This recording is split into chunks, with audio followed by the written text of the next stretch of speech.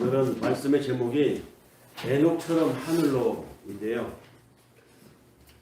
에녹의 이야기를 하면 사람들이 떠올리는 것이 죽지 않고 하나님께로 바로 올라갔다. 멋있다. 신앙생활을 잘하면 어느 정도까지 축복을 받을 수 있을까? 사람들의 생각이 여기까지 이르는 것 같아요. 신앙생활의 끝장판, 신앙생활의 완결판, 그건 죽지 않고 하나님을 가는 것이다. 사람들이 그만큼 죽음이 두렵다는 것이겠죠. 피하고 싶은 것이고 그것은 내 인생에서 오지 않을 것이다 라고 생각하고 살아가지만 피할 수 없는 것이 죽음이고 지금 우리 앞에 시간을 두고 다가오고 있습니다. 자연적으로 그 죽음을 맞이할 수도 있지만 사실은 사고로 불의의 때에 원치 않은 때 갑자기 행사할 수도 있습니다. 어떤 모양으로든 죽음은 다가옵니다. 그래서 사람들은 신앙생활 하면서 하나님께 기도하면서 그렇게 기도를 하죠. 이왕이면 하나님 제 명대로 살고 가게 해 주십시오. 제 천수를 다하고 가게 해 주십시오. 이런 기도를 하는 분들이 있습니다. 거기 더해서 이왕이면 하나님 이 땅에 사는 동안에 돈도 많이 벌게 해 주십시오. 이왕이면 내가 신앙생활 하는데 잘 풀리게 해 주십시오. 이런저런 이 땅에서 살아있는 동안에 건강하고 오래 멋있게 살기를 기도를 합니다. 그렇죠. 그렇게 살아야죠. 우리에게 주신 삶의 기회는 하나님 주신 은총입니다. 이것도. 돈을 많이 버는 것도 하나님 주신 일반 은총이고 내가 명대로 사는 것도 하나님 주신 은혜입니다. 하나님 주신 일반 은총들은 성공도 있을 수 있고 돈도 있을 수 있고 많은 사람들에게 인정받는 명예도 있을 수 있고 오래 사는 것일 수도 있습니다. 건강하게. 거기다가 죽지도 않고 오래 살 수 있으면 얼마나 좋겠습니까? 더구나 성경에 죽지 않고 신앙생활 잘해서 죽지 않고 하나님께 들림받은 사람도 있다고 하는데 돈도 좋고 건강하게 오래 사는 것도 좋고 죽지 않을 수만 있다면 얼마나 좋겠습니까? 성경은요 그런 것들을 멀리 하라고 하지는 않습니다. 그러나 그것을 신앙의 목적으로 삼는 것을 경계시키고 있습니다. 하나님의 일을 하기 위해서 오래 사는 것이 하나님이 필요하다면 오래 살게 해주실 것이고 하나님의 쓰임에 더 필요하다고 또 요긴하게 쓰실 때가 있으면 병을 안고서도 그 일을 하게 하실 것입니다. 그러나 돈을 위해서 하나님을 섬긴다든지 내 건강을 위해서 하나님을 찾는다든지 더 나아가서 죽지 않는 것을 경험하기 위해서 신앙생활을 끝판까지 한번 해보겠다고 한다든지 하면 하나님보다 우선하는 것이 되겠죠. 신앙의 목적이 뭡니까? 하나님과 함께 사는 것입니다. 근데 내 돈을 위해서 내 성공을 위해서 내 건강을 위해서 하나님을 찾는다고 하면 그 목적이 뭡니까? 건강이죠. 돈이죠. 나의 성공입니다. 그것을 가리켜서 신이라고 하잖아요. 내 앞에 다른 신을 두지 말라 하는 이 신이라고 하는 것은 뭐 사찰을 찾아간다든지 무당을 찾아간다든지 그런 얘기를 하는 게 아니에요. 성경에서. 성경에서 말하는 내 앞에 다른 신을 두지 말라고 하는 것은 하나님보다 더 우선하는 것을 두지 말라는 얘기입니다. 솔직히 구약에서 나오는 아스다로 신이니 바알 신이니 그 신들이 정말 있는 신이라고 생각하십니까? 정말로 깊은 산중에 가면 산 신령이 있다고 생각하세요? 만약에 그런 사고로 살아가는 사람들이라면 아직도 정령사상, 토테미즘에 빠져서 살아가는 우매한 사람들입니다. 신은 없어요. 하나님 외에. 사람들이 관념이 만들어낸 두려움일 뿐이지 하나님은 바알신, 아스다로신, 무슨 뭐 그리스 신화에 나오는 신들 사람들의 개념의 산물들이지 하나님 외의 신은 없습니다. 그럼 하나님 왜 다른 신을 두지 말라고 했을까요? 그 다른 신이 뭐냐? 하나님보다 우선하는 것. 내가 돈을 벌기 위해서 하나님을 믿는다? 그건 하나님을 모시는 게 아니고 하나님을 믿는 것이 아니라 내가 벌려고 하는 돈이 그 사람의 신이기 때문에 하나님을 수단으로 삼는 것입니다. 내가 지금 너무 아파. 너무 이 몸이 약해요. 그래서 하나님 내 건강을 좀 회복해 주세요. 해주세요. 건강을 믿는 것이지 하나님을 믿는 것이 아닙니다. 무엇이든지 신앙의 목적이 되면 그것이 돈이든 건강이든 장수든 또 불사든 그것이 바로 신이 된다는 것입니다. 그래서 너는 내 앞에 다른 신을 섬기지 말라. 그것에 절하지 말라. 그것을 숭상하지 말라는 것입니다. 왜냐하면 그것을 목적으로 살아가면, 그것을 신으로 삼아서 살아가게 되면 그 인생이 취해지기 때문입니다. 더러워지기 때문입니다. 악해지기 때문입니다. 왜? 내 성공을 위해서 다른 사람의 이익을 짓밟아도 된다고 하는 사고에 빠질 수 있기 때문입니다. 내가 건강할 수만 있다면 무엇이든지 하려고 합니다. 지푸라기라도 잡으려고 하지 않습니까? 그래서 자기의 배로 섬기는 그 신을 위해서 그 사람의 삶의 질이, 그 사람이 살아가는 공동체 안에서 현격하게 질이 떨어지기 때문이라는 것이죠. 나를 위해서 모두가 다 존재해야 되는 그런 세상, 그것이 뭡니까? 지옥이잖아요. 지옥을 만들기 때문에 나 외에 다른 신을 섬기지 말라고 한 것입니다. 내가 받은 은총이 있는가? 많죠. 하나님 앞에. 하나님이 나를 부자로 만들어주지 않아서 나는 은총을 받지 못했어요. 천만에요. 일반 은총이라고 했습니다. 돈을 많이 벌고 내가 머리가 좋아서 다른 사람보다 높은 자리에 올라가고 또 내가 하나님마다 잘 풀려나가고 하는 것은 하나님의 나에게 주신 일반 은총이에요. 지능, 재물, 건강. 근데 하나님이 주신 특별 은총 있잖아요. 특별 은혜. 그건 뭡니까? 구원이라고 하는 것. 내가 하나님을 알게 되었다는 것. 그 하나님을 알게 된 그 하나님을 더 알고 싶어서 말씀, 성경을 읽으니까 더 구체적으로 하나님이 나에게 해주신 일들이 이것저것 다 조명이 되는 겁니다. 그래서 내가 더 신앙이 깊어지고, 그래서 내가 하나님 아니고 이제 살 수가 없네요. 돈이 중요한 게 아닙니다. 건강 그게 중요한 게 아닙니다. 내가 하나님 없이는 살 수가 없습니다. 믿음의 선각자들의 고백이 이 성경에 다 나옵니다. 그 삶을 내가 지금 살아가고 있다면 이보다 더 큰 은혜가 어디에 있겠습니까? 그 큰 은혜를 생각할 때 내가 돈이 좀 없으면 어떻고, 내가 좀 높아지지 않고 고만고만 살면 어떻습니까? 내가 건강하지 못하면 좀 어때요? 더 큰 은혜를 품고 살아가는 거예요. 하나님의 받은 이 큰 은혜를 생각하고 살아간다고 하면 내가 손해본 것, 내가 신앙 때문에 양보했던 것 한 가지 한 가지 생각해보면 그 당시에는 아쉽고 그 당시에는 내가 손해보는 것 같지만 지나고 보면 그거 별것 아니에요. 큰 손해도 아니었고 대단한 양보도 아니더라고요. 그러니까 지금도 마찬가지죠.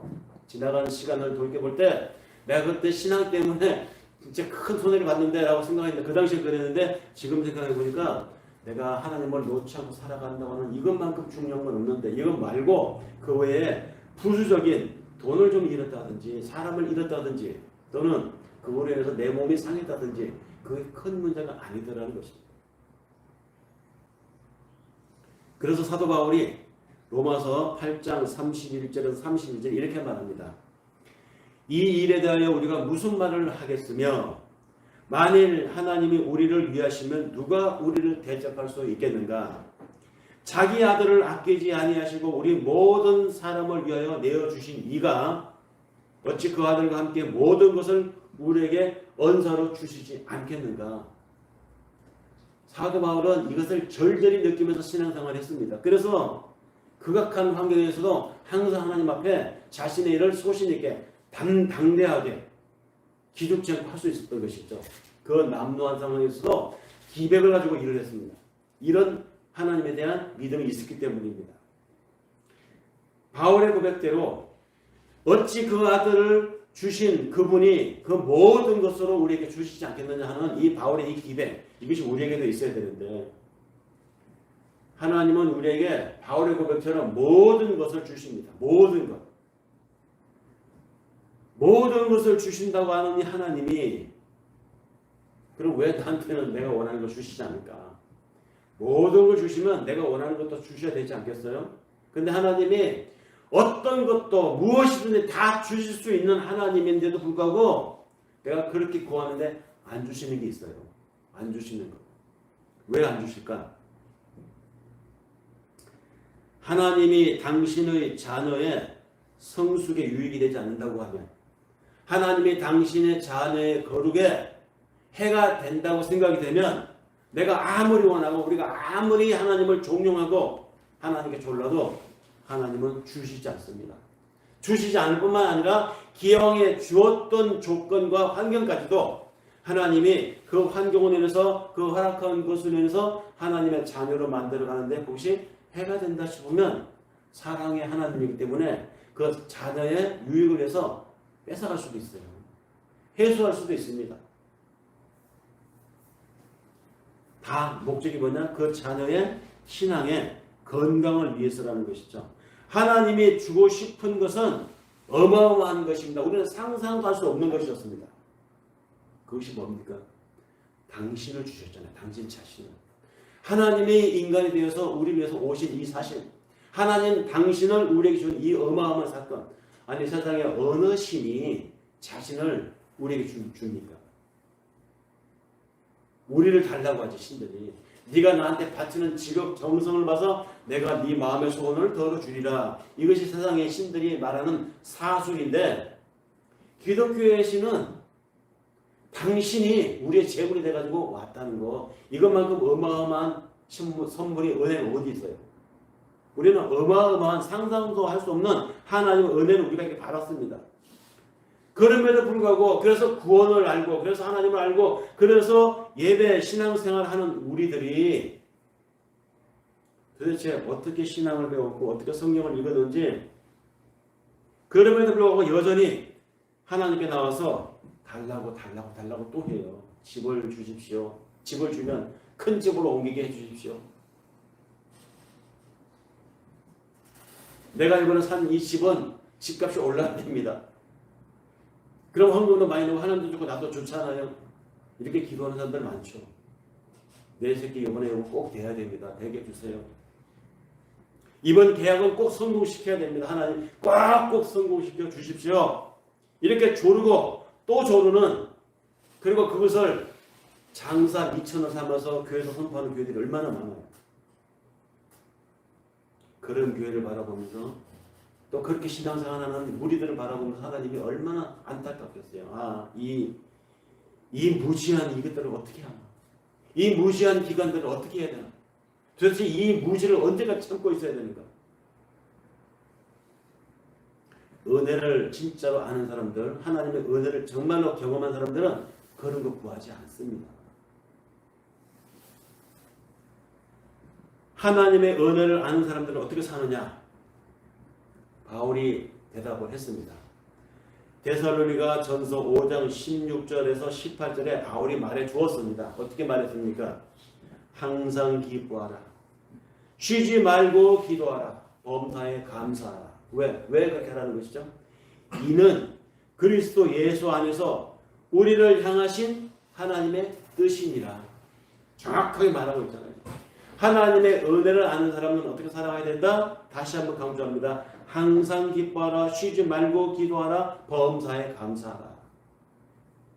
왜냐하면 그것이 우리를 구원하신 하나님의 뜻이기 때문입니다. 어떤 좀 제법 유명하신 목사님인데요. 인터넷으로 저도 설교를 이렇게 찾아서 듣잖아요. 설교 자료를 만들려고.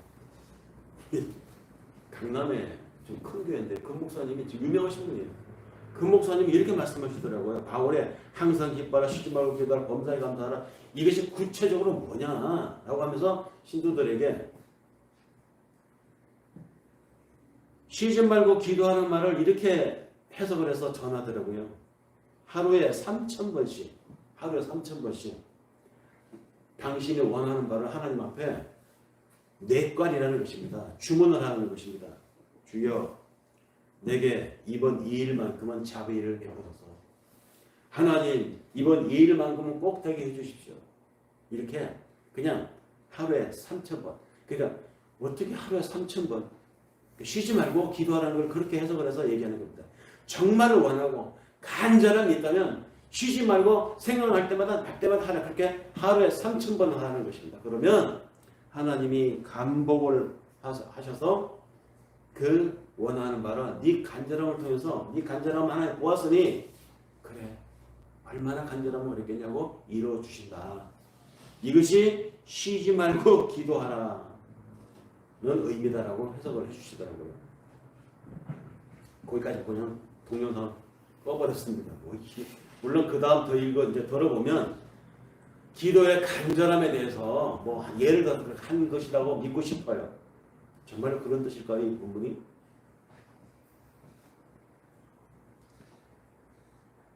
기도가 뭡니까? 기도는 우리의 아버지가 되신 하나님께 그의 자녀가 된 우리가 예수로 인해서 화해가 된 우리의 신분이 아버지 하나님과 자녀된 우리의 대화입니다. 교류라는 것이죠. 하나님의 면전에서 대화하는 것을 우리는 기도라고 합니다. 그럼 하나님의 면전이 어디입니까? 하나님의 면전. 교회 나와서 여기 앉아서 기도해야만 기도입니까? 기도는 우리가 수시로 하나님의 지성소를 들락날락 하는 것입니다. 이게 기도입니다. 하나님의 지성소. 하나님의 지성소가 뭡니까? 옛날 이스라엘 사람들은 하나님 앞에 예를 들어 성전이 있었잖아요. 성전에 누구든지 들어왔습니다. 이스라엘 사람들은. 근데 성전에 다 누구나 들어올 수 있었지만 아무나 들어올 수 없는 곳이 있었어요. 성전의 3분의 1을 앞으로 해서 바로 이 강단입니다. 요 속죄소가 있는 곳. 거기 커튼을 쳐서 아무나 못 들어와요. 그걸 지성소라고 했습니다. 그 속죄소에는 1년에 한 번 대제사장만 출입을 할 수 있었어요. 대속죄일 때. 하나님 앞에 이 민족의 죄를 가지고 우리가 나옵니다 라고 하는 대표적인 대제사장이 하나님 앞에 이 지성소에 나와서 제물의 피를 쏟고 거기다 하나님 앞에 이 백성의 죄를 용서하여 주시옵소서 할 때 지성소에 나왔습니다. 그 지성소. 근데 기도는 우리가 그 지성소를 들락날락 하는 것이라고 그랬잖아요. 그럼 그 지성소가 어디입니까? 오늘날 우리들 한 사람 한 사람이 걸어다니는 숨쉬는 하나님의 성전이잖아요. 이제 우리가 성전입니다. 우리의 성전에서 지성소는 어딜까요? 사고의 핵심, 두뇌, 내 마음의 가장 은밀한 곳, 이것이 지성소입니다. 그러니까 지성소를 들락날락 한다는 말은, 그것이 기도라고 하는 말은 내가 어떤 일을 할 때, 어떤 일을 결정할 때, 어떤 것을 생각할 때 하나님이라면 이 사안을 어떻게 보실까? 이 일이 하나님 보시기에 좋은가 안 좋은가? 이것을 생각하는 것이 지성소를 들락날락 하는 것입니다. 그것이 바로 하나님과 교류하는 겁니다. 그것이 기도예요. 하나님의 면전에서 대화하는 것, 수시로 지성소에 들락날락 하는 것이 바로 기도라는 말입니다. 우리의 몸 자체가 이미 성전이 되었기 때문에 우리의 사고의 가장 핵심 은밀한 곳, 우리 마음의 가장 깊은 곳이 지성소가 되었습니다. 그러므로 우리가 어떤 중요한 문제를 놓고 또는 어떤 나한테 힘든 일을 놓고 또 나한테 두려운 일을 놓고 겁나는 일을 놓고 내가 하나님 앞에 생각한다고 하는 것, 바로 그것이 내가 지성소에 내 마음을 두는 것, 바로 그것이 늘 하나님과 함께 한다는 의미입니다. 하나님 나와 함께 한다는 의미는 그런 것이죠. 구약시대에는 대제사장이 1년에 한 번씩 속죄일 때만 이 지성소에 커튼을 열고 들어갈 수 있었던 그 지성소. 그런데 예수 그리스도로 인해서 이제 이 지성소가 커튼이 찢어졌잖아요. 마태복음에 나오죠. 예수가 십자가에서 내가 다 이루었다 하면서 숨이 거두는 순간에 지성소의 커튼이 위에서 아래로 쫙 찢어졌다. 대단히 상징적인 얘기잖아요. 이제 여러분 한 사람 한 사람이 예수를 믿으면 그 예수의 희생으로 인해서 우리가 다 성전이 되었다는 것입니다. 우리 안에 지성소를 모시는 존재들이 되었어요. 그러므로 하나님과 늘 함께 거하는 우리 삶이, 내 신체가, 나의 사고가 예수로 인해서 쉬지 않고 그 하나님과 관계하는 자, 교제하는 자, 기도하는 자들이 된 것입니다. 그런 우리들이기 때문에 내가 살아가는 날이 하나님의 나를 통해서 사는 것이고, 내가 하는 일이 하나님의 나를 통해서 당신의 일을 해나가는 이 일상, 우리의 삶의 과정, 이 과정 속에서 일어나는 일들은 그것은 무슨 일일까? 일어나는 일들, 그 일어나는 일들 중에는 내가 정말 원했던 것이 일어날 수도 있고 내가 피하고 싶은 일도 일어납니다. 정말 맞닥뜨리고 싶지 않은 상황도 일어날 수 있습니다. 그것은 도대체 뭘까요? 하나님이 함께하는 삶인데 왜 나한테 이런 일이 일어날까? 하나님이 함께하기 때문에 일어나는 일이에요. 하나님이 함께하기 때문에. 하나님의 필요해서 그 일을 나에게 맞닥뜨리게 만든 겁니다. 바로 그 일을, 그 상황을 그렇게 바라보는 관점이 하나님이 함께하는 삶이에요. 그러므로 나에게 일어나는 일들은 하나님이 나에게 필요해서 주신 것이다. 즉 나를 천국에 살기에 알맞는 사람으로 만들어가는 과정에 필요하니까 주신 것이다. 이렇게 받아들이는 사람들을 신앙인, 그리스도인이라고 합니다. 하나님과 함께하는 삶을 사는 사람이라고 합니다. 그것이 나를 향한, 우리를 향한 하나님의 뜻이라고 우리는 받아들인다는 말이죠. 하나님은 전지하시고 전능하신 분이라고 우리가 고백하잖아요. 나한테 그 일이 닥칠 줄 하나님 몰랐을까요? 알았어요.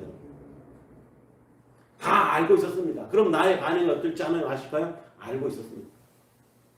그럼 나중에 내가 이 일을 믿음으로 극복할지 못할지 하나님 알고 있을까요? 모를까요? 알고 계세요.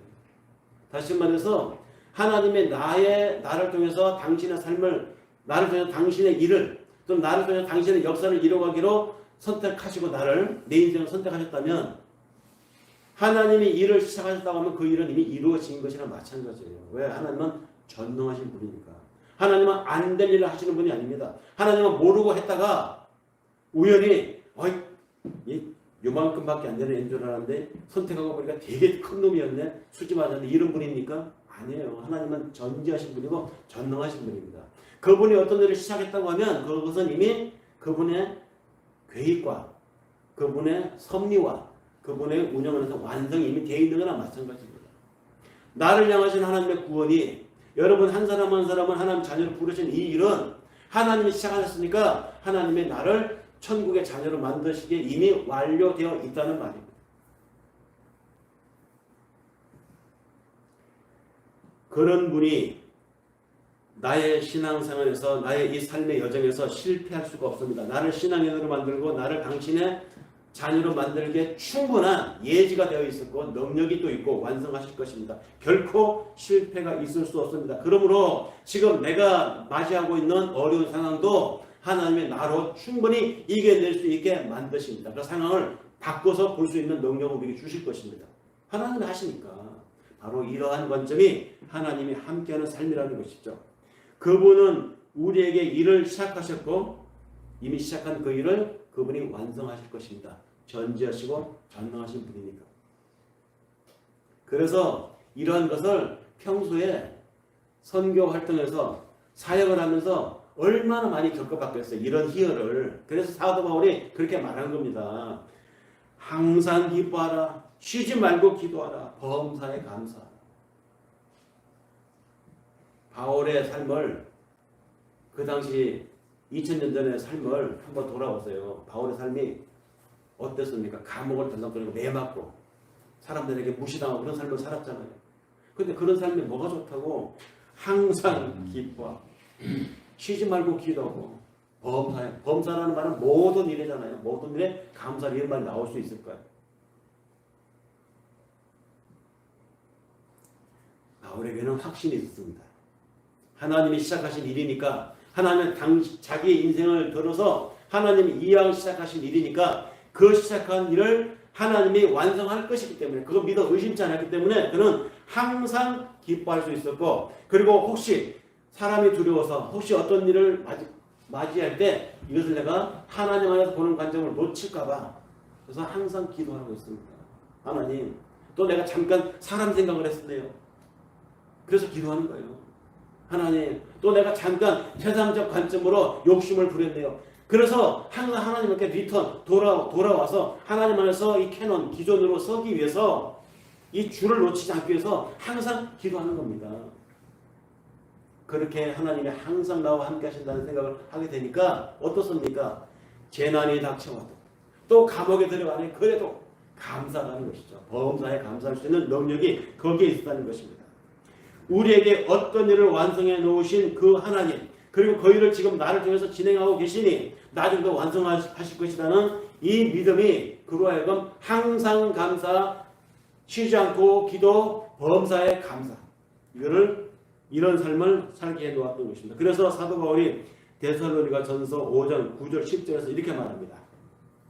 하나님은 우리를 진노하심에 이르도록 정해놓은 것이 아니다. 우리 주 예수 그리스도로 말미암아 구원을 얻도록 정해 놓았다. 우리를 하나님의 정해 놓았는데 어떻게 정하느냐? 우리를 진노의 자식으로 정해 놓은 것이 아니라 그리스도 안에서 우리를 구원될 자식으로 정해 놓았다는 것이죠.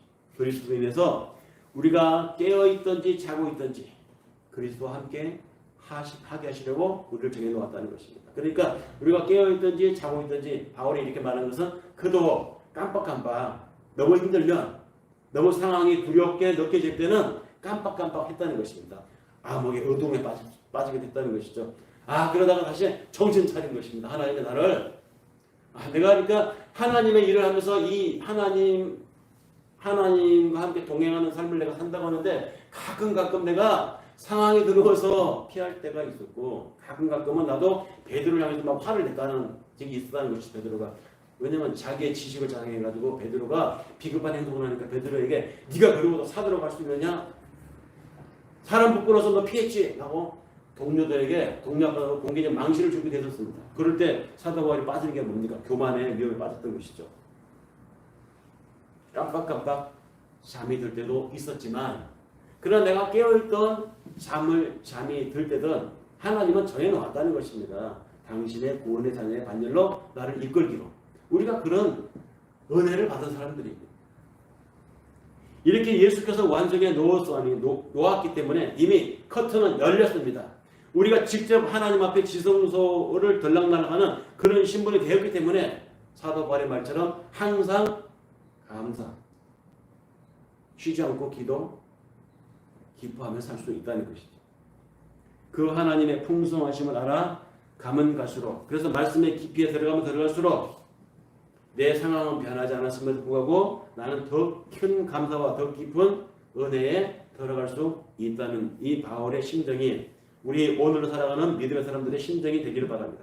결국 하나님께서 우리를 늘 기뻐하고 늘 감사로 넘치는 인생으로 완성하실 것이다. 이 바울의 확신, 이것이 하나님과 함께하는 삶입니다. 하나님의 동행하는 삶. 그 하늘의 기쁨을 우리가 이 땅에서 맛보아야 되지 않겠습니까? 경험해야 되지 않겠습니까? 우리가 이 땅에서 지옥을 경험한다는 말을 합니다. 반대로 우리는 이 땅에서 천국을 경험한다는 말도 하잖아요. 어떤 사람은 복권에 당첨됐다고 천국을 경험했다고 말하는데 하나님의 은혜로 말은 아니에요. 우리가 천국을 경험한다는 것은 내 간슬기를 다 빼주고도 감사하고 고마움을 느낀다면 그게 천국을 경험하는 것이죠. 그러면 지옥은 어떤 것이 지옥을 경험하는 것일까요? 이렇게 많이 쌓아놓고도 이렇게 많이 가지고 있음에도 불구하고 그 조금 모자라는 것 때문에 불만투성인 삶이 지옥을 경험하는 겁니다. 그러니까 내가 내 주고도 기쁜 삶을 사는 사람은 천국을 경험하는 것이고 손에 쥐고 있으면서 다른 사람 손에 있는 것이 아까워서 저걸 갖지 못해서 마음에 불만인 사람은 지옥을 경험하는 사는 거예요. 이 땅에서 기쁨을 조금씩 경험하게 하시는 하나님의 은혜. 그래서 바울은 그런 상황을 이렇게 표현했습니다. 빌립보서 1장 6절에 너희 속에 착한 일을 시작하신 이가 그리스도 예수의 날까지 이루실 줄을 우리가 확신합니다. 우리가 이 확신으로 살아가고 있지 않습니까? 그리고 그 사랑, 그 은혜를 아는 자들은 그 삶이 어떠한가? 종말론적 신앙을 가지고 삽니다. 오늘 에녹처럼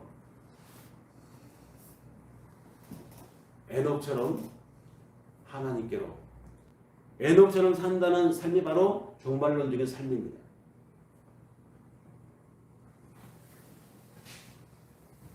에녹처럼 산다는 것, 즉 종말론적인 관점으로 신앙생활을 한다는 것, 그것이 어떤 것이냐? 구원을 이해하고 그래서 하나님이 보내신 성령을 인해서 우리가 거듭남을 경험한 사람들은 내가 지금 살아있지만 죽어도 나는 산다는 신앙을 가지고 살아가는 사람들입니다. 죽어서만 가는 영생이 아니라 내가 살아있는 이 상태로도 영생을 경험한다는 것. 육신의 죽음이 나한테 닥친다 할지라도 신앙 때문에 불사한다는 것이죠. 그래, 죽으면 죽으리라. 이게 바로 하나님과 함께 영원한 삶을 경험하는 삶입니다. 에스더서에 보면 내가 죽으면 죽으리라는 유명한 말이 있죠. 그것만 딱 카피 따고 떠가지고 소설을 쓴 책도 있잖아요. 죽으면 죽으리라. 네, 그겁니다. 그 영생을 사는 거예요. 지금 당장 예수님이 다시 재림한다고 하면, 오늘 당장 이 세상에 종말이 온다고 하더라도, 이번 달을 끝으로 다음 달부터 이 세상이 없어진다고 하더라도, 내가 하나님에 대한 믿음을, 내가 예수를 지켜온 나의 믿음이 튼실하게 지켜줄 수 있다면, 아니 내일 당장 하나님 오신다고 하더라도 주 예수에 오셔서 아멘 할 수 있는 사람, 바로 이것이 종말론적인 신앙입니다. 내가 죽는 날이 30년 뒤일지 5년 후가 될지 모르잖아요. 개인이 죽으면 그 종말이겠죠. 그러나 집단적으로 종말이 올 수도 있습니다. 태양열이 갑자기 폭발해가지고 지구가 없어질지, 아니면 행성이 지구에 충돌해가지고 지구가 박살이 날지, 그게 아니면 기후 변화가 일어나가지고 갑자기 해일이 몰려오고 산이 무너지고 지진이 나고 여러 형태로 올 수 있습니다. 어떤 형태로든 종말은 옵니다. 그런 일이 일어나지 않으면 자연적으로도 개인적인 종말이 오겠죠. 종말 신앙이라고 하는 것은 내가 오늘 당장 죽어도 하나님 앞에 갈 수 있다라고 하는 신앙을 갖고 살아가는 것이 종말 신앙입니다. 그래서 그런 다짐이, 그런 각오가 없이 살아가는 사람들은 죽음이 두려운 거예요. 그런 종말적 신앙관이 없는 사람들은 바깥이 두렵습니다. 전염병이 두렵습니다. 사람들과 만나고 악수하는 걸 피합니다. 혹시 병균이 온 걸까봐 부득이해서 사람과 악수를 하다가 집 가서 막 손으로 씻고 비누를 씻고 또 씻고 또 씻고, 왜? 병균이 온 걸까 두려워서. 아예 사람들을 만나는 게 두려워서 바깥에 안 나갑니다. 이런 걱정 저런 걱정을 하면 우리가 어떻게 살아요? 종말론적 신앙은 하나님께 맡기고 살아가는 겁니다. 그래서 내일 주께서 내 목숨을 거두어가도 감사합니다. 아니 더 좋습니다. 거칠고 힘든 이 세상을 이제 졸업시키는군요. 감사할 수 있죠. 그런데 왜 신앙이 그렇게 좋다는 사람들이, 믿음이 그렇게 좋다는 사람들이 몸에 병이 걸리면 살려달라고 안 죽겠다고 그렇게 매달리고, 그래도 안 고쳐주면 다니던 교회도 끊어버리고 신앙생활도 막 져버리고, 그게 무슨 신앙이에요?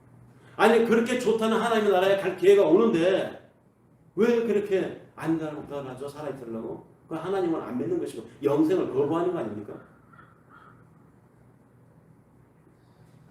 예수께서도 말씀하셨습니다. 요한복음 11장 25, 26절에 나는 부활이요 생명이니 나를 믿는 자는 죽어도 살겠고 무릇 살아서 나를 믿는 자는 영원히 죽지 아니하리라. 이 얘기가 에녹의 이야기예요. 무릇 살아서 나를 믿는 자는 영원히 죽지 아니하리라. 영생을 얘기하지 않습니까? 우리가 살아서 천국을 경험하는 것이 바로 영생이라고요. 그런 삶을 살아가는 사람은 내일 나도 죽음이 닥쳐와도 두려워하지 않습니다. 오히려 더 땡큐 감사하죠. 그 얼마나 좋은 것입니까? 하나님 품으로 가는 게. 그러한 예로 성경에서 소개한 사람이 에녹 이야기입니다. 그는 죽지 않고 하늘로 올라간 사람이라고 성경은 증거하고 있습니다. 어떻게 그가 죽지 않고 하늘로 올라갔겠습니까? 성경은 그런데 그가 하나님과 동행을 했기 때문에 그가 죽음을 보지 않고 하늘로 올라갔다고 얘기합니다. 사람들은 여기에 팍 꽂히는 거예요. 죽지 않고 하나님과 동행해서 하늘로 올라갔다. 죽음을 피하고 갔다고 생각을 합니다. 정말 그런 일이 있을 수 있을까요? 예수님이 무덤에서 불러낸 사람이 있었죠. 나사로야 나오라. 그 나사로가 나왔습니다. 송장이 되어 있었어요. 붕대와 감겨 있었어요. 근데 붕대를 칭칭하면서 시체가 된 그가 예수의 말씀 한마디에 걸어 나왔습니다. 살아났습니다. 근데 그 나사로가 나중에 어떻게 됐습니까? 천년 만년 살았나요? 영생을 했습니까? 죽었잖아요. 살렸지만 그가 5년 뒤에 죽었는지 10년 뒤에 죽었는지 모르지만 그 여동생 마르다와 마리아가 신앙생활에서 하나님의 전도자가 돼가지고 살았다는 기록은 있지만 그의 오빠 나사로가 그로부터 살아나서 대사도가 되어가지고 내 육신을 살리신 예수를 내가 전가하고 이런 얘기 없잖아요. 죽었습니다. 또. 내가 육신에 죽고 살고가 중요한 것이 아니라 내 영이, 내 마음이 하나님과 동행하느냐, 이것이 영원히 사는 것이란 말이죠. 에녹 이야기는 그 이야기입니다. 제가 헤맸지만 다시 한번 정확하게 본문의 창세기 5장 21, 24절을 읽어보겠습니다. 에녹은 65세에 무드셀라를 낳았습니다. 무드셀라를 낳고 300년을 하나님과 동행하며 자녀를 또 낳았습니다. 그가 365세를 향수하고 하나님과 동행하더니 하나님의 그를 데려가심으로 세상에 있지 아니하였더라. 여기 하나님이 그와 하나님과 동행하며 하나님 그를 데려가므로 그가 세상에 있지 아니하였더라. 이 말을 잘 이해를 해야 돼요. 왜? 우리의 신앙의 삶의 양상이기 때문입니다. 이것을 어떻게 해석을 했느냐? 이것을 신비적이고 물리적인 법칙을 벗어난 초자연적인 현상으로 해석하면, 그러니까 그렇게 믿으니까, 그렇게 자기도 되고 싶으니까 이상한 해석들이 나오는 거예요. 신앙의 끝장판, 하나님께 축장할 수 있다. 엘리야처럼. 엘리야도 나중에 그 본문을 가지고 설교를 만들 전할 기회가 오면 설명 제가 하겠지만, 죽자고 하는 게 아니에요. 영생을 얘기하는 것입니다. 이 부분을 신약의 히브리서 기자는 이렇게 해석을 해놨습니다. 히브리서 11장 5절에 믿음으로 에녹은 죽음을 보지 않고 옮기웠으니 하나님이 저를 옮기심으로 다시 보이지 아니하니라. 저는 옮겨오기 전에 하나님을 기쁘시게 하는 자라 하는 증거를 받았느니라. 이 말이 도대체 무슨 말입니까? 에녹의 삶이 하나님을 기쁘게 하는 삶을 살았다는 것입니다. 하나님과 동행하는 것이 어떠한 것이길래 에녹의 삶이 하나님을 기쁘게 하는 것이었을까요? 하나님과 동행한다는 말은 그가 하나님을 향한 믿음을 가지고 있었다는 거예요. 믿음을 시종일관 놓치지 않고 가지고 있었다는 것입니다. 근데 그 믿음이라는 게 뭡니까? 믿음이 뭐죠? 보이지 않는 것을 실체로 믿는 거잖아요. 하나님 보이지 않잖아요. 영이라고 하는 건 보이지 않잖아요. 천국, 영생 보이지 않습니다. 그런데 보이지 않는 그 세계, 그 존재, 그 우리의 영역을 실제로 있다고 믿는 거, 이게 믿음이에요. 이게 그 나라와 그 하나님을 소망하며 있다고 믿고 살아가는 삶이 믿음이라는 것입니다. 그리고 그렇게 보이지 않는 것, 영원한 것을 실체로 믿고 살아가는 그것을 믿음이라고 하고, 그런 삶을 가리켜서 하나님을 기쁘게 하는 삶이라 이야기합니다.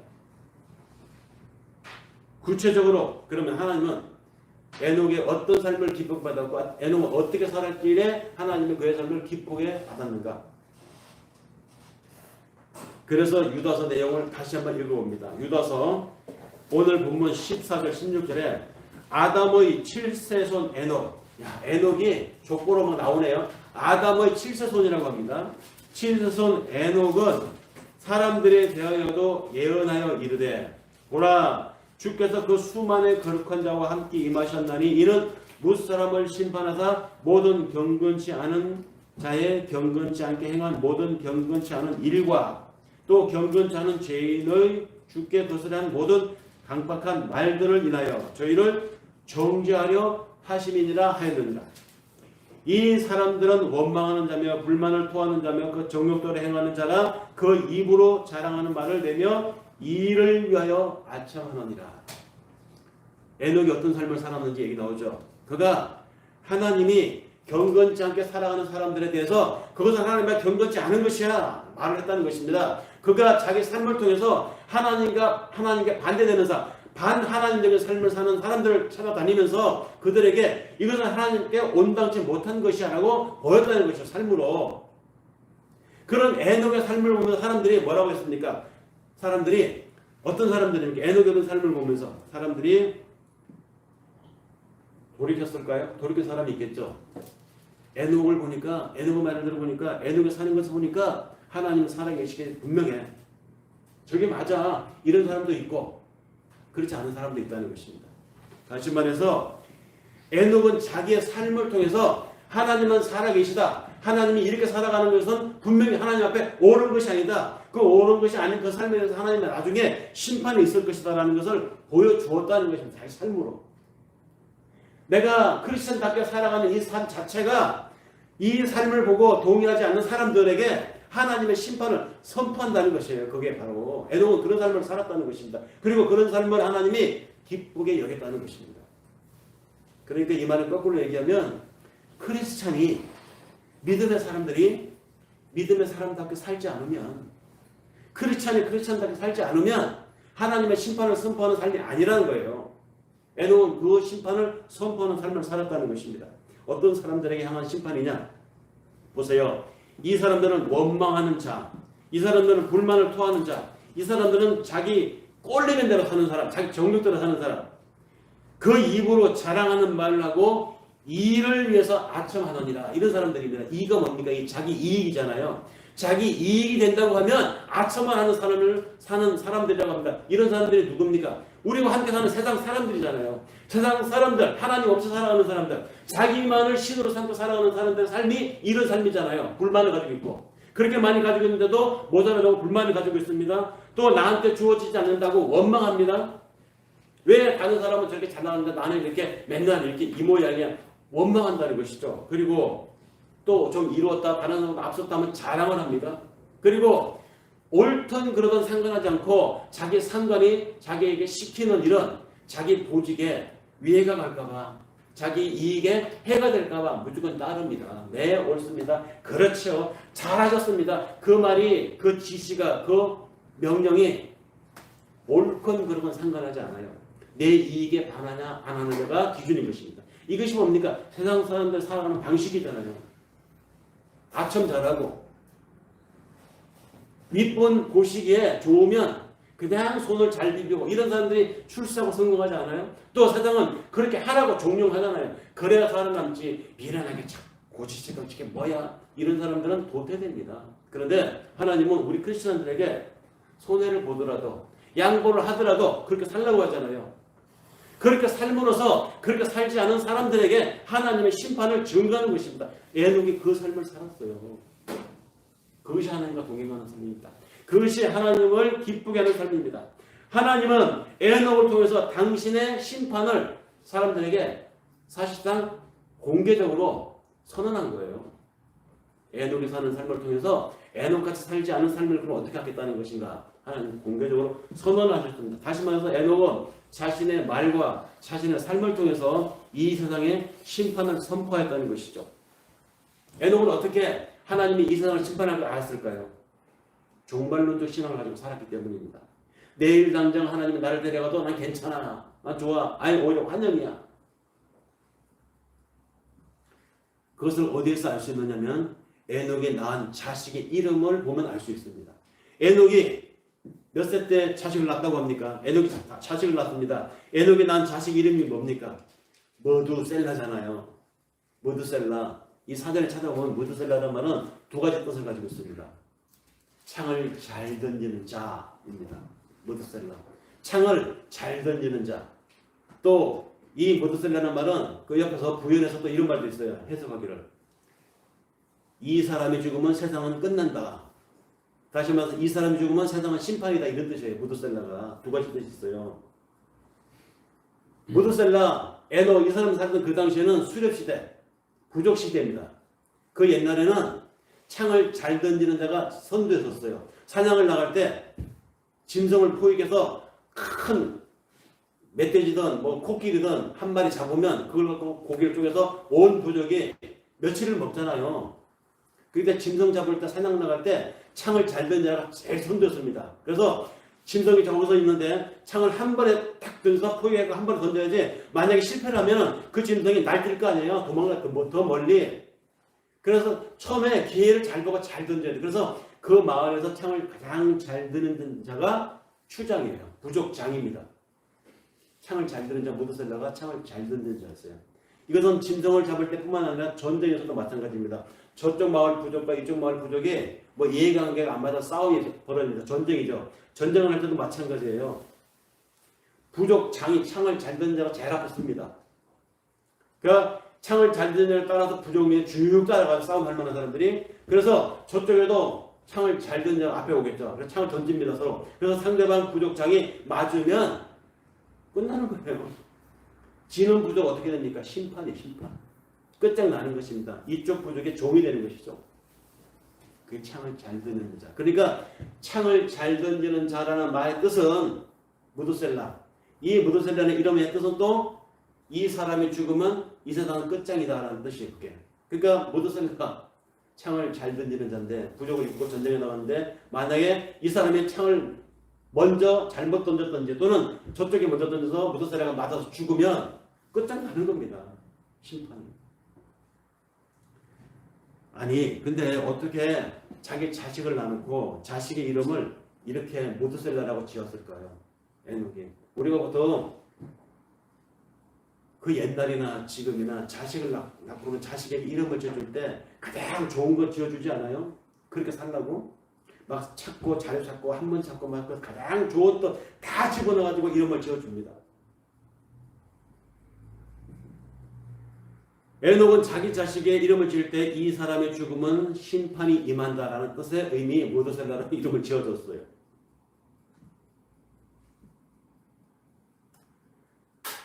왜 이런 이름을 지어줬을까? 항상 내일 당장 하나님이 이 세상 심판이 임해도 우리는 하나님을 소망한다라는 마음을 품고 살았던 무드셀라다운 그 에녹. 그리고 그 아버지의 그 신앙을 그대로 무드셀라도 생각하면서 살았습니다. 그 아버지의 그 아들 무드셀라도 그 신앙을 이어받아서 언제든지 하나님이 와도 이 세상 끝장이 와도 나는 하나님 앞에 가서 살 수 있다라는 생각을 하고 살았습니다. 성경에 보면은 무드셀라라는 이름을 에녹이 임의로 지은 것 같지만 성경의 전체적인 이야기를 보면 하나님의 특별한 역사적인 사건이나 특별한 일을 시키려고 하는 사람, 그 상징적으로 어떤 사람이 태어날 때는 그 이름을 하나님이 미리 예고해 준 이게 많아요. 계시를 준 것이죠. 세례 요한이 태어날 때 그 아버지 사가랴 제사장에게 천사가 나타나서 이름을 지어주죠. 이름을 요한이라고 하라고. 저는 오실 자 메시아의 앞길을 예비할 자다. 이름을 지어주지 않습니까? 삼손이라는 사람이 태어날 때 그 어머니 아버지에게 천사가 나타나서 이름을 미리 지어주죠. 삼손이라고 하라고. 왜? 하나님은 큰 일을 들어 쓸 사람이라고. 예수를 품은 마리아에게 예수 태어나기 전에 천사가 나타나서 이름을 지어주죠. 이는 저가 자기 백성을 구원할 자라 해서 예수라는 이름을 지어주지 않습니까? 에녹도 신앙생활하는 사람이기 때문에 하나님이 그 무드셀라를 통해서 인류 역사의 한 전기를 만들 분기점 인물이기 때문에 아마 그 이름을 하나님이 주지 않았을까 싶어요. 그래서 무드셀라라는 이름을 준 것 같아요. 보세요. 하나님은 에녹에게도 무드셀라라는 이름을 주신 것으로 계시를 준 것으로 진정이 됩니다. 왜냐하면 그가 어떻게 살았는지 앞으로 어떻게 살 것인지 그가 살고 인생을 마칠 때 어떤 일이 일어날 것인지 하나님이 예고되어 있다는 것을 에녹에게 무드셀라에게 수시로 느끼게 해 주었기 때문입니다. 게다가 그 당시에는 유아 사망률이 얼마나 높았습니까? 태어나서 반 이상이 죽지 않습니까? 우리나라도 그 풍습이 남아있잖아요. 100일, 애기 100일. 100일이 지나면 살아있다고 해서 100일 잔치 한 거 아닙니까? 그럼 그 얘기는 100일 전에 상당수의 아이들이 죽었다는 거예요. 유아 사망률이 그만큼 높았습니다. 그런데 옛날에는 그 말할 수 없었겠죠. 그 정도로 높았던 유아 사망률 시대에 그렇게 하나님의 심판을 어떻게 명확하게 알고 있는 자가 아들의 이름을 짓고 살았다는 것은 그 아버지나 아들이나 내일 당장 죽어도 나는 하나님 앞에 갈 수 있다. 아니 내가 오늘 죽거나 내일 죽거나 내년에 죽거나 10년에 죽거나 나는 어차피 하나님 앞에 갈 텐데 이런 삶을 가지고 이런 사고로 살아가는 사람이 이 땅에 뭘 쌓아놓을 수 있겠습니까? 절대 안 쌓아요. 낙원의 삶을 삽니다. 이런 삶을 살지 못하는 사람들이 이런 사고가 없는 사람들이 삶이 두려운 것입니다. 그래서 내가 죽고 내 이사가 죽고 그다음 3세까지 내다보면서 재물을 막 쌓아놓는 거예요. 부자 망해서 3세는 간다는데 내 3세 때까지는 손주 때까지는 흔들리지 말아야지 막 쌓잖아요. 쌓고 두려움 종말적 신앙을 갖고 있지 못해서 그렇습니다.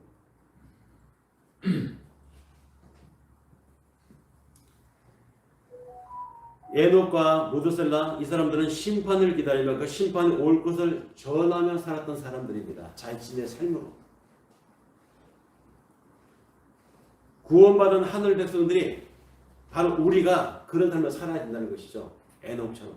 하나님의 심판을 전하면서 살아야 한다는 것입니다. 그렇다고 이 말을 하나님의 심판을 전하면서 살아야 됩니다. 이 말을 오해를 해가지고 무슨 앞쪽에는 예수 천국 뒤쪽에는 불신 지옥 막 이렇게 써붙여가지고 지하철 같은 데 막 다니는 사람들이 있죠.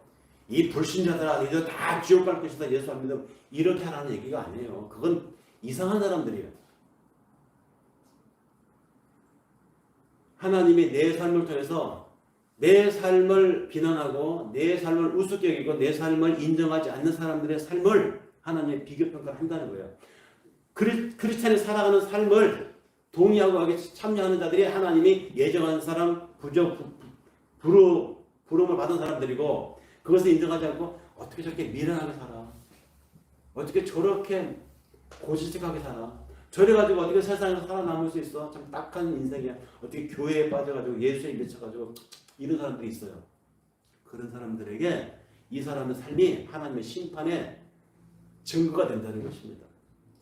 기독교인이 기독교인답게 사는 것이 그 삶 자체가 그렇게 살지 않은 사람들에게는 하나님의 심판을 선포하는 것입니다. 구약에 약속되었던 하나님의 일이 있었죠. 내가 메시아를 보내줄 것이다. 메시아를 보내줄 것이다. 왔죠. 예수가 왔잖아요. 하나님의 메시아 예수 그리스도가 왔습니다. 그리고 그거 예고된 대로 하나님의 말씀에 약속된 대로 죽었습니다.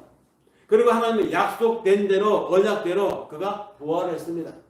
그리고 부활하여 그가 하늘로 올라가시면서 말씀하셨습니다. 내가 곧 다시 오리라.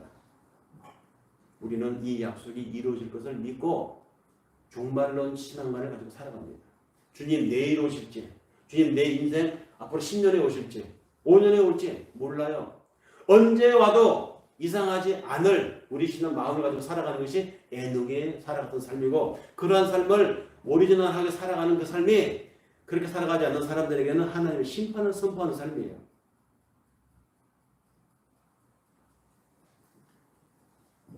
창세기 5장 25절에서 32절을 다시 한번 제가 읽어봅니다. 거기에 보면 계산을 잘 해보세요. 모드셀라는 187세에 라멕을 낳았고 라멕을 낳은 후에 782년을 지내며 자녀를 낳았는데 그렇게 살다가 그는 969세를 향수하고 죽었다고 합니다. 모드셀라가 죽은 나이입니다. 그리고 모드셀라가 낳은 그 자식 라멕은 182세에 아들을 낳았는데 이 아들의 이름을 노아라고 짓습니다.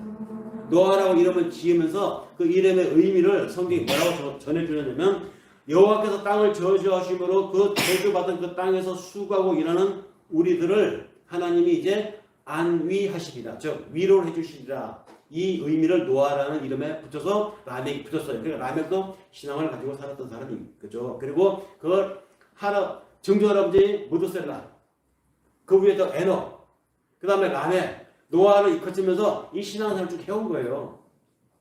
노아라고 하는 이름의 뜻이 위로라는 뜻입니다. 어디로부터 위로? 이 수고하고 하는 저주받은 땅에서 살아가는 우리, 그 속에 같이 살아가는 하나님의 백성들이 하나님의 백성들, 즉 에녹같이 살려니까 얼마나 손해보고 얼마나 양보하고 얼마나 사람들이 인정 못 받았겠어요. 그런 사람들을 하나님이 위로한다는 겁니다. 그래서 이름을 노아라고 붙인 거예요.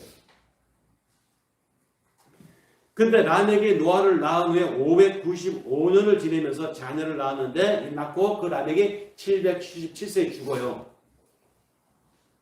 노아가 500세 된 후에 노아는 셈과 함과 야벳을 낳았다고 했습니다. 자, 여기 이 기록이 왜 중요하냐면 계산을 해보세요. 모드셀라가 187세에 라멕을 낳았습니다. 라멕은 182세에 노아를 낳았습니다. 그러면 187 더하기 182 합치면 이게 몇 살이 되는, 몇 년이 되죠? 369년이 되죠. 그런데 노아가 600살이 되던 해에 홍수가 일어납니다. 노아가 600살이 되던 해니까 그럼 노아가 600살이 됐을 때는 모드셀라가 몇 살이 될 때냐 이거죠. 보세요. 모드셀라 187세 라멕을 낳았죠? 그 라멕이 자기 나이 182세에 노아를 낳습니다. 그러니까 무드셀라가 라멕을 낳은 나이, 그 다음에 라멕이 노아를 낳은 나이, 이 합치면 그게 바로 369세가 된다는 것입니다. 거기에 노아가 나이 600살이 됐어요. 그럼 합치면 몇 살가 돼요? 합치면 969. 무드셀라가 몇 살에 죽었다고 돼 있습니까? 성경에 나와 있잖아요. 무드셀라가 몇 살에 죽었어요? 969세에 죽었어요. 무드셀라가 죽는 날 홍수가 일어난 거예요. 성경 무섭지 않습니까? 정확하게 일치하잖아요. 정확하게. 우리가 이 창세기에 이 족보 나이 몇 살 살았더라, 900살 살았다, 600살 살았다, 야 오래 살았다. 그때는 어떻게 오래 살 수 있어? 여기에 사람들이 관심이 많은데 그 나이 연표를 쭉 통해서 보여준 하나님의 심판이 여기 있다고. 정확하다고. 성경은 정확하게 예언의 성취력입니다. 성경은 어느 한 구절도 오차 없이 이루어집니다. 그렇게 성경은 예언된 대로 예수가 왔습니다. 그리고 성경에 예언된 대로 이 세상은 심판이 올 것입니다. 우리가 그 은혜로 구원을 얻은 자들이 맞다면 하나님이 예고하고 하나님이 정해놓은 심판이 올 것이라는 걸 우리는 믿습니다. 그걸 믿고 살아가는 사람들은 종말론적 신앙관을 갖고 살아간다는 것이죠. 그래서 하나님이 내일 당장 와도, 하나님이 내년에 당장 와도 아쉬울 곳이 없어요. 병으로 죽든 신앙으로 죽든 재난으로 죽든 신앙을 가지고 살았다면 그 복 받은 거예요. 오는 날이 오히려 불에 타 없어질 이 세상에 여전히 이런 신앙을 가지고 있지 못한 사람들은 교회를 다니고 있음에도 불구하고, 또는 교회는 한 번도 와보지 않고 신앙이라고는 요만큼도 모르는 사람들은 지금도 불에 타 없어질 이 세상에서 다 사그라질 죽고 나면 그만인 것을 그렇게 쌓고 모으고 움켜쥐려고 지금도 살고 있잖아요. 유다서에서 얘기한 대로 정욕대로 자랑하면서 자기 이익에 해야지 않는 것만 찾아다니면서 우리의 그리스도인다운 삶을 통해서, 나의 하나님과 동행하는 삶을 통해서 하나님의 살아계심을 보여주는, 그들에게도 하나님의 복을 전달시켜주는 우리의 삶, 그렇게 복이 전달되어져 감에도 불구하고 그 복을 거부하는 사람들에게 하나님의 심판이 머지않았음을 보여주는 우리의 삶, 그것이 바로 에녹의 삶입니다. 그것이 영생을 사는 삶이라는 의미를 에녹이 죽음을 보지 않고 하나님을 갔다는 이야기예요. 무덤에 관에 들어가지 않았다는 얘기가 아니라 우리도 하나님과 동행하여 그 하나님께 들림받는 우리가 되기를 바라면서, 예수는 반드시 오십니다. 속히 오실 것입니다. 내일 당장 오시더라도 아멘 주 예수여 오시옵소서 말할 수 있는 저와 여러분들이 되기를 바라면서 에녹 같은 신앙 다시 한번 상기시키며 이 말씀을 마치고 기도하겠습니다.